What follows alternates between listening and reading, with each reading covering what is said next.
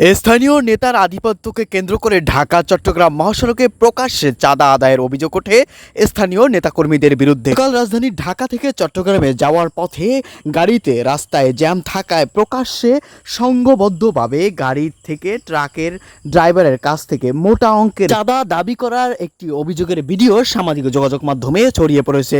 ভাইরালকৃত ভিডিওতে দেখা যায় প্রকাশ্যে দুই যুবক গাড়ি থেকে চাঁদার টাকা নিয়ে এক পর্যায়ে ড্রাইভারের সাথে বাগবিতণ্ডায় জড়িয়ে যায়। এমন সময় আশেপাশে থাকা সাধারণ মানুষ সে ভিডিও ধারণ করলে তা দ্রুতই সামাজিক যোগাযোগ মাধ্যমে ছড়িয়ে পড়ে। স্থানীয় সূত্রে জানা যায় সংঘবদ্ধভাবে স্থানীয় আধিপত্যকে কেন্দ্র করে এভাবেই সড়কে এবং বিভিন্ন ফুটপাতের দোকান থেকে এভাবে প্রকাশ্যে তোলা হয় চাঁদার টাকা।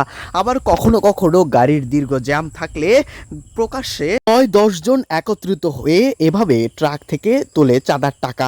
এমনই নানা অভিযোগের ভিডিও সামাজিক যোগাযোগ মাধ্যমে দীর্ঘ কয়েকদিন যাবৎ ছড়িয়ে পড়েছে। তবে ভিডিও সামাজিক যোগাযোগ মাধ্যমে ছড়িয়ে পড়লে নেটিজেনদের মাঝে শুরু হয় নানা আলোচনা সমালোচনা। কেউ কেউ বলেন চাঁদাবাজ কোনো দলের নয়, বরং স্থানীয় বিভিন্ন আধিপত্যকে কেন্দ্র করে। আবার কখনো পৌরসভার নামে, আবার দেখা যায় কিছু স্থানীয় নাম মেনশন করে তারা এভাবে প্রকাশ্যে বিভিন্ন দোকান ফুটপাত আবার মহাসড়ক থেকে এভাবে প্রকাশ্যে চাঁদা আদায় করে।